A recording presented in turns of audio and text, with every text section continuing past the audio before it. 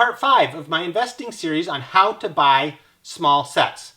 I'm really glad you stuck with me through all these series, because when you think you really know something, you're really confident.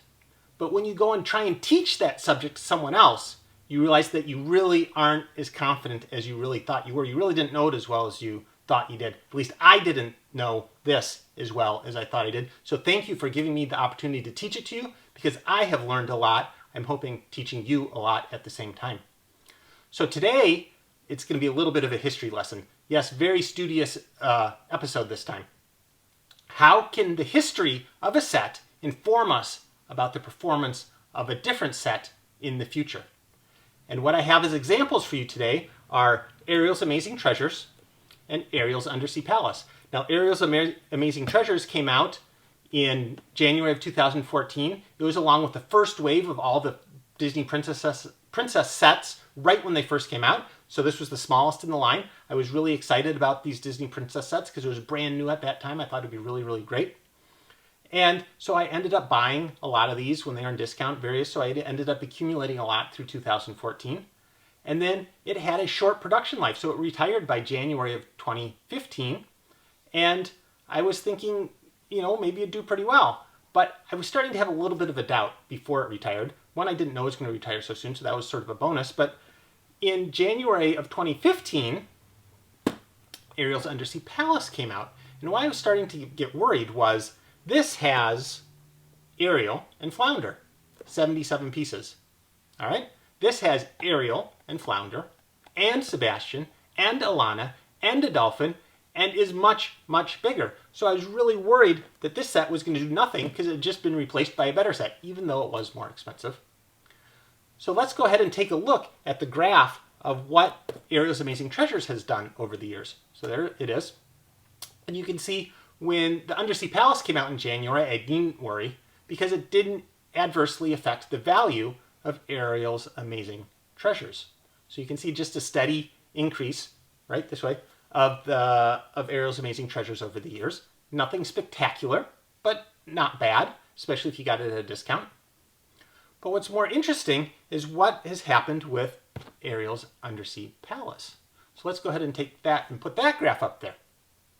So you can see when it came out, it started off really high, but a lot of that times the price is off when something first comes out. So then it settled down, but notice it just went down and down and down and down. And that's because it was out for 23 months, so a standard production cycle, and it got steadily discounted. It was 20% off forever.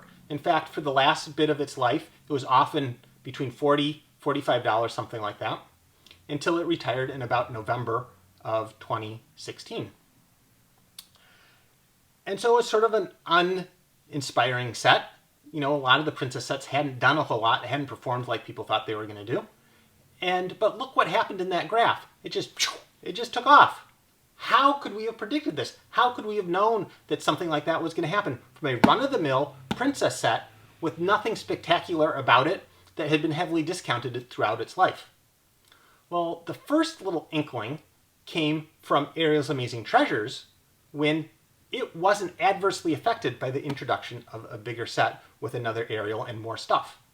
So there was this demand out there, and we could tell that there was this demand just because of the success of this set, and at the same time there's Ariel's Kiss that was another Ariel out there, so there's 3 Ariels out there, even though that one wasn't a mermaid Ariel. The mermaid Ariels might be a little bit more preferable.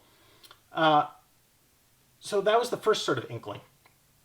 But then notice on the BrickPicker data there, that's taken from eBay data, and which is very reliable, very consistent. There's lots and lots of transactions, but you can find data from other sources as well.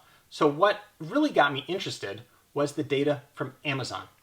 So on Amazon, on November of 2016, so let me highlight that date there, November of 2016, right when this one was retiring, and it was just before Christmas, right? There's still lots of stock of this out there, so there's still a lot in the retailer shelves, even though Lego was sold out.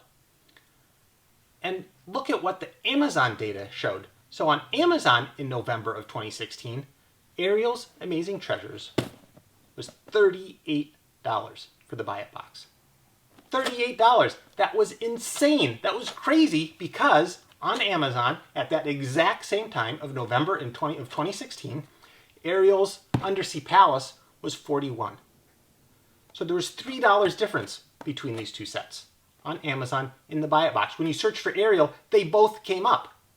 And you could buy this one for $41 or this one for $38. But these ones were selling at $38. In fact, as soon as I saw that very same day, I sent a bunch of mine into Amazon. And that was just crazy to me. I just couldn't believe it. I mean, what are people thinking? I mean, I don't know what people are thinking. But what was I thinking? What I was thinking is, wow, this set is practically gone. And this set is performing like crazy.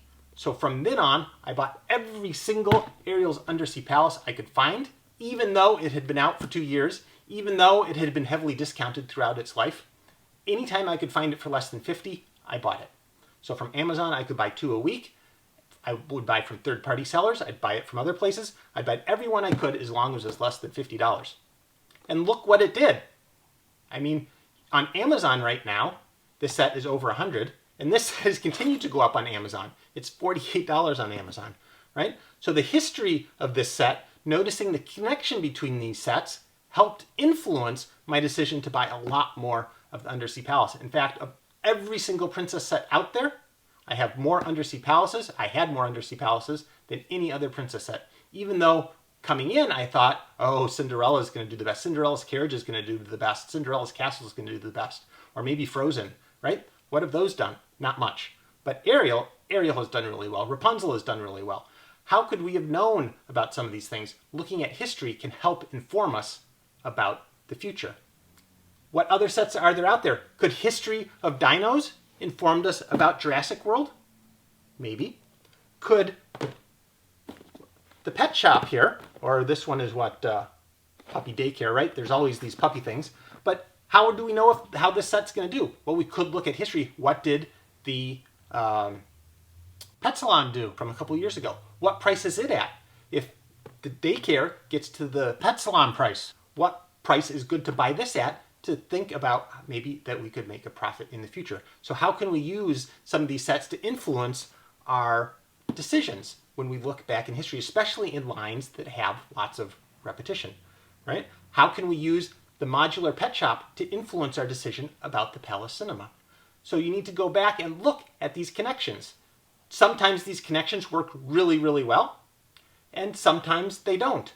Have I made mistakes? Of course I've made mistakes. You can't learn without making mistakes. You want to know my biggest mistake? One of my biggest mistakes was not buying a single 94, 93 Luke X-Wing because the 6212, the previous X-Wing, had done so terrible.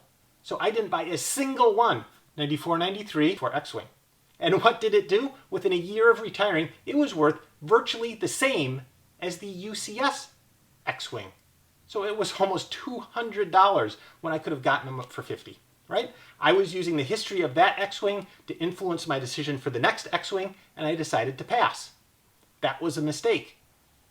Do I actually know why that X-Wing has gone up as much as it did? I still don't quite understand it. But so sometimes these things work, sometimes these things don't work. But the key is that you have to try and you have to make mistakes and you have to learn about what you're going to do. And history provides lots and lots of lessons about how all these sets are going to do. And of course, that brings us to the last episode. Yes, I have one more, episode 6 of my 6-part series, which is going to be the most interesting, I hope, right? Because it is the episode that I get to tell you not to listen to anything anyone tells you. So until next time, Lego on.